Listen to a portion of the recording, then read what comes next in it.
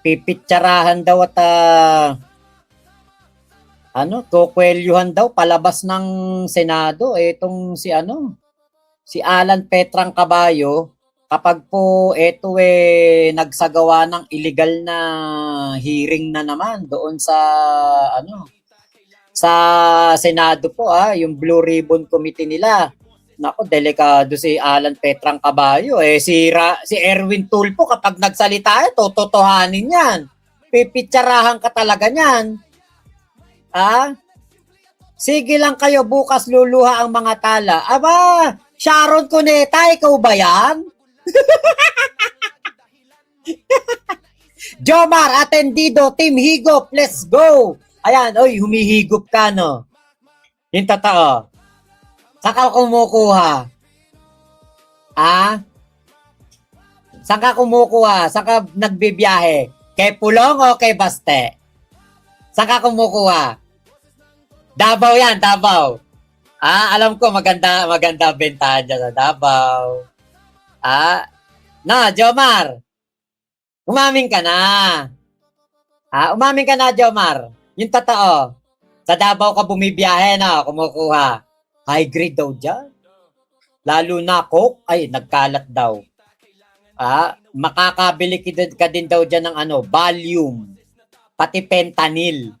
Putya daw, fentanyl dyan, bumaba nung panahon ni Digong. Kaya pala fentanyl boy tawag kay Digong, pentaboy. Ipadala ni sa hulo para marating ni. Ikaw, ipadala sa ipadala sa buwan. Para ikaw mahimasmasan. Tas iwanan ka na doon. Maharlikan Goat Breeder, matalino ka idol, kaya laging supalpal mga didili sa'yo idol. Sana bigyan ka ni Lord ng mahabang buhay upang marami ka pang maitulong sa bagong Pilipinas. Salamat po. Maharlikan. Kay Sara, pwedeng maging presidente ng buong mundo sa sobrang sipag. Ala na. Magugunaw na mundo pag naging presidente yan. Frederick Carriedo, Marco Beta, alis agad nung umupo si Kong Alvarez. Booking na sila. Tama po. Heto yung napakatapang talaga ni Erwin Tulfo. Kaya takot pumasok si Cayetano saka si Marco Beta. Magandang gabi po, Luzon, Visayas at Mindanao. Nagbanta si Senador Erwin Tulfo na ipaaresto ang sino mang magsasagawa umano ng tinawag niyang peking hearing sa Senado. Sinabi niya yan kasunod ng ikinasang pagdinig sa flood control scandal ng grupo ni Senator Alan Peter Cayetano. Hit ni Tulfo, siya ang legit na chairman ng Blue Ribbon Committee sa ilalim ng tinaguriang new majority ng Gatchalian Bloc. Nakatutok si Sandra Aguinaldo. Kasunod na isinagawang hearing ng Blue Ribbon Committee ng Cayetano Bloc, may babala si Senator Erwin Tulfo sa mga aniyay magsasagawa ng peking hearing sa Senado. Si Tulfo ang itinalaga ng tinaguriang new majority na chairman ng Blue Ribbon Committee. Hindi na po ako papayag na maghihiring-hiringan kayo dyan. I will have you arrested. I promise. Kahit na senador ka, kahit na sinasabi mong matanda ka na, ilang taong ka na sa Senado, try me. Magpahiring ka ng Blue Ribbon ulit. Magpahiring ka. I don't care kung dati kang Senate President, dati kang Speaker of the House, I don't give up. Talagang papahuli kita. Kung hindi papahuli, kung ayaw ng bibit-biting kita, kwikwelyuhan kita, palalayasin kita dyan sa floor niya. Because I am the legitimate Blue Ribbon Chairman. Pucha. Lalong hindi na papasok si Alan Petrang Caballo niyan. Kukwelyuhan, pipitsarahan palabas. Etong si Alan Petrang Caballo. Saka si Marco Beta. Subukan nyo. Subukan nyo. Alam nyo ba yung kanilang ginawang bogus hearing? Wala pong bearing yun. Wala pong kwenta yun. Walang record sa Senado yun. Walang stenographer. Walang secretary ng Senado na present. Kahit nga yung tawag doon, yung sign ng Senado, hindi po nakatayo yun doon. Kaya wala pong visa yung kanilang Senate Blue Ribbon Committee hearing na yan. Sampa rin si Tulfo ng kasong libel sa mga nagpakilalang dating sundalo na humarap sa hearing kahapon. Dahil di niya totoo ang sinabi nilang dinalhan siya ng maletang may pera. Kakasuhan din ng ilan sa kanila ng libel ni Senador Tito Soto dahil kasinungalingan din aniya ang akusasyong dinalhan umano siya ng pera. Kabilang sa binutasan ni Soto ay ang aligasyong tinanggap ang pera ng kanyang executive assistant na aniyay 2015 pa pumanaw. Sa Lunes, 2015 pa namatay yung tumanggap ng pera kay Tito Soto. Ano yun? Nag-time travel ng 2026, nabuhay muna. Tinanggap yung pera, tas namatay ulit doon sa 2015. nasagawa ng hearing ang Blue Ribbon Committee ni Tulfo. Imbitado rin dito ang ilan sa mga dating Marines at iba pang inimbitahan ni Cayetano. Yan ang maganda. Imbitado lahat. At lahat ng senador, miyembro ng Blue Ribbon Committee. Walang tinatago, walang pinagtatakpan. Yan ang patas na Blue Ribbon. Hindi katulad nung kay Marcubeta, nagawa-gawang Blue Ribbon Committee, ano ginawa? Sila-sila lang ang nasa Blue Ribbon Committee. Eto nga eto po nga mga nasa Blue Ribbon Committee ngayon. Aba, sabi nung si Mike Defensor, kanila daw pong tatanungin muna si Alan Petrang Caballo kung paaatenin daw sila sa Blue Ribbon Committee hearing sa Lunes. Biruin mo, yung peking Senate President pa ang tatanungin ni Mike Defensor. Bakit? Siya ba ang handler niyan? Yang 18 Marites na yan? Si Alan Petrang Caballo ba? Ang handler niyan, ang manager niyan? Bakit kailangan pang humingi ng payo kay Alan Petrang Caballo kung sila'y independent na mga resource person at nagsasabi ng katotohanan? Bakit kailangan pang humingi ng payo kay Petrang Caballo? Bakit?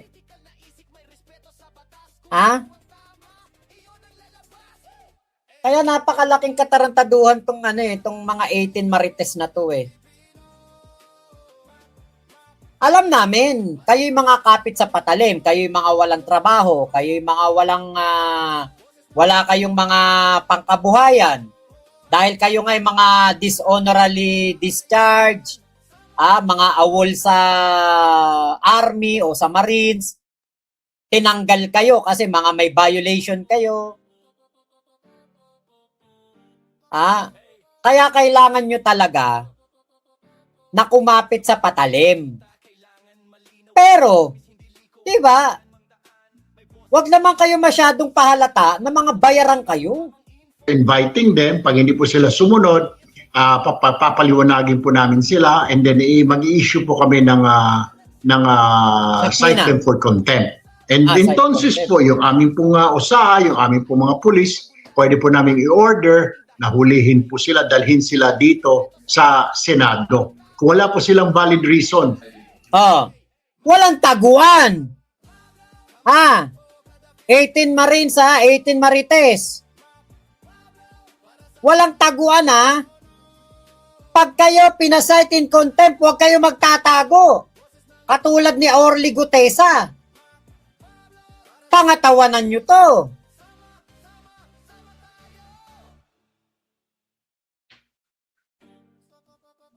Kasi katulad niyan, sinabi nila, nagdala daw sila ng pera kay Tito Soto. Yung pala, yung pinag-abutan ng pera, 2015 papatay. Ang kanilang ebidensya, nakasakay daw sa aeroplano ni Saldico, si Tito Soto at si Ping Lacson. Yun ang ebidensya nila. Tapos malaman-laman natin kay Ping Lacson, yun palang aeroplano na yun, sinakyan pala talaga nila at kanilang inarkila sa isang aviation company.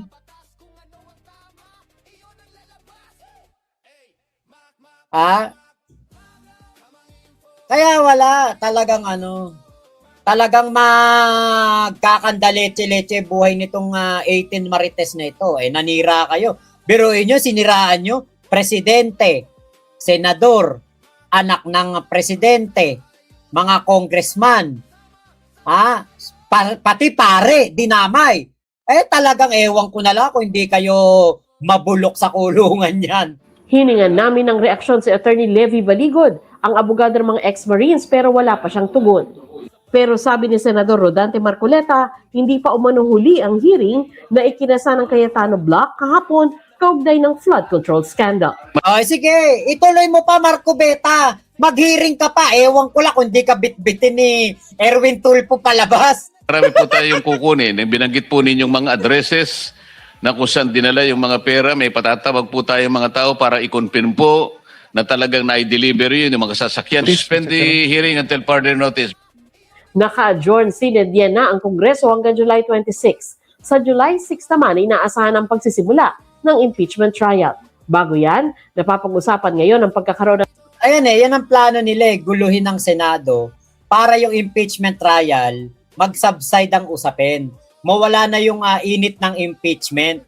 Kaya po nila ginugulo ang Senado. Yan talaga ang goal ni Marco Beta at netong si Alan Petrang Caballo.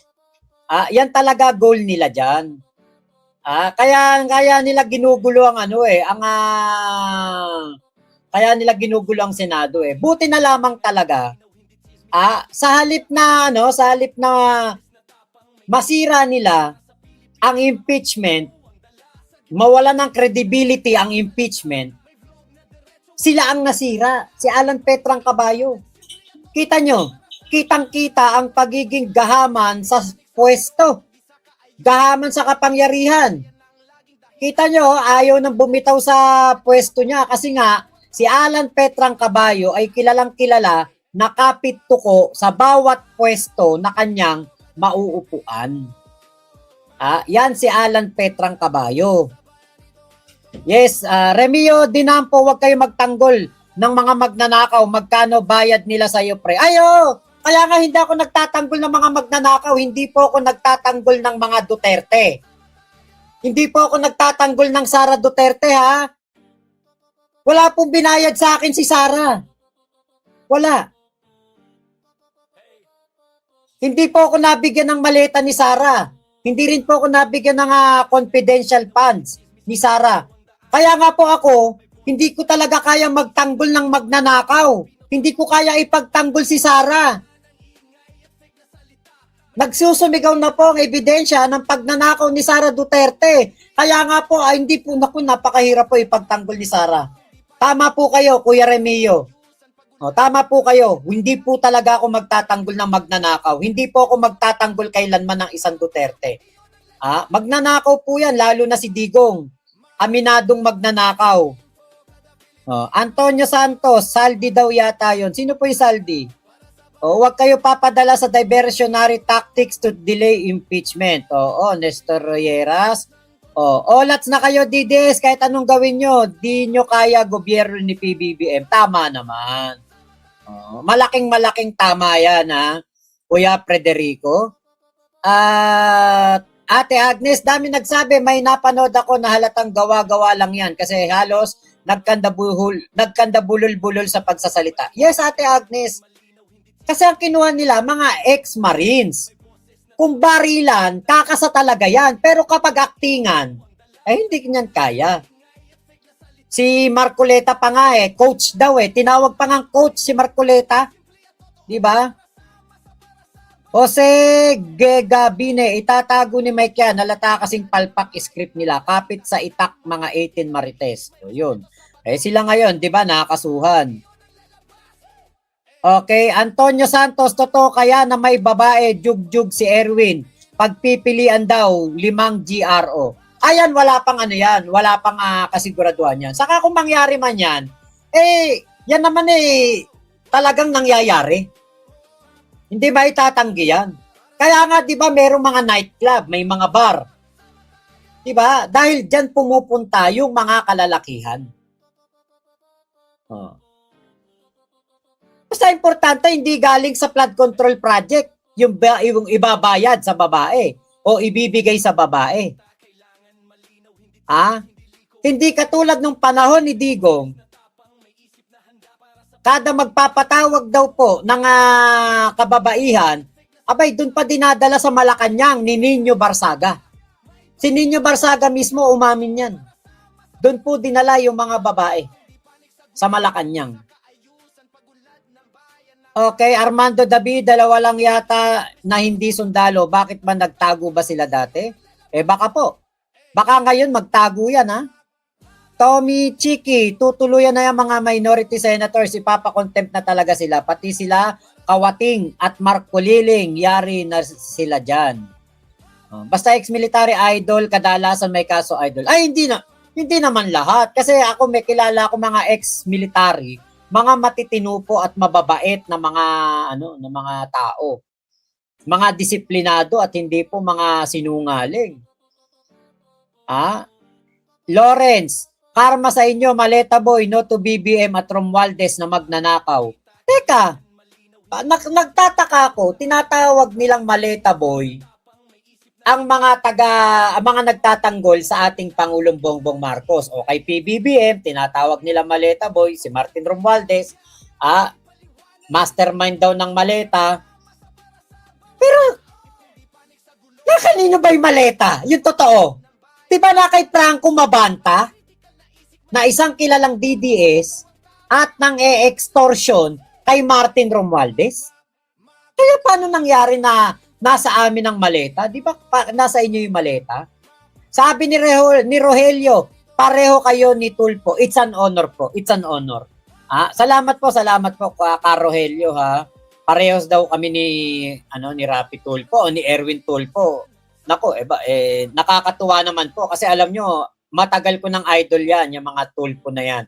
At si Rapi Tulfo ay number 2 sa aking balota noong 2022 election. Ayan. Ate Virgie, si Manay Layla din daw, hinatira ng maleta, nakakulong that time si Manay Layla. Yun nga, nako. Alam niyo po kung saan huhuli ang taong sinungaling? Sa timeline. Jose Gegabin, Mac, watching from Cavite. Thanks for supporting our government. Salamat po. Okay, Jay Perry, sabi niya, baka daw yung nanay niya. Ate Virgie, nga, kabang-abang yan sa Monday. Tsak, magkakabuhol-buhol dila ng mga marites na mama. 2015 pa pala namatay. Buya, mga tiwaling Marines. Dinangisan lang nila ang imahe ng Marines idol. Frederick Carriedo, pabago-bago ang pahayag ng 18 Marites, wala na olats. Ayun nga po, totoo po yan. Mga DDS, wait na lang kasi kayo sa time nyo. 2 years na lang matatapos na si PBBM. Yan kung mananalo si Saltek. Ayun nga. Tama. Tebergy, nalito ka na naman sis Agnes, morning pa lang dito. Mga galaw at pananalita ni Marcoleta, parang pastor lang ng isang, Jose Gegabin. Daddy Boyet, scripted naman mga tanong ni Marcoleta. Amando, David, kung may pagkakamali sa panahon ni FPRRD, mas grabe ngayon. PDIC Fund, PhilHealth Fund, CHED Fund at iba pa, hindi nagbayad ang Duterte kahit tuwing election campaign. Sino po nagsabi sa inyo hindi nagbayad? At kung mas grabe po ngayon, ba't buhay pa po kayo? Armando David. Peter Pons, manyakol pala si Tulfo, baka sinubukan yung, bias ng Robus? Ibig sabihin, mas manyakol pa kay Digong? Na umamin na merong nilapastangan na katulong? Peter Pons. Si Digong umamin yun meron siyang ginalaw na katulong. Agnes Gojarla, talos dinamay na nila, maganda yan sa Lunes para magkaalaman. Umattend na lang. 'Di ba? Umattend na lang sa Lunes. Hindi yung puro ngaw-ngaw, puro satsat. Attend na lang kayo sa Lunes, 18 Marites. Dala na kayo maraming damit. Sigurado ko wala nang uwian yan. Nakakatuwa tong ano no, tong mga katarantaduhan nitong 18 Marites na to eh. Baka mamaya pag ano niyan pag dating nila ng Senado, wala nang uwian kasi iko-contempt na silang lahat. Ikot ang tumbong niyan. Kaya ako tingin ko hindi na papupuntay ni ano yan ni nung kanilang talent manager na si Mike Defensor. Hindi na nila papupuntay niyan. Bakit? Pag yan ay mga na-contempt at nabulok doon sa loob ng Senado katulad ni Kerly Diskaya, aamin na yan. Aamin na yan. Binayaran lang sila ni Mike Defensor. Ganun lang yun. Kaya naku po wag na tayong maglokohan dito at alam naman na namin ang mga likaw ng bitukan niya. Si ano pa ba? Si Mike Defensor pa ba? Aral na aral kay GMA yan.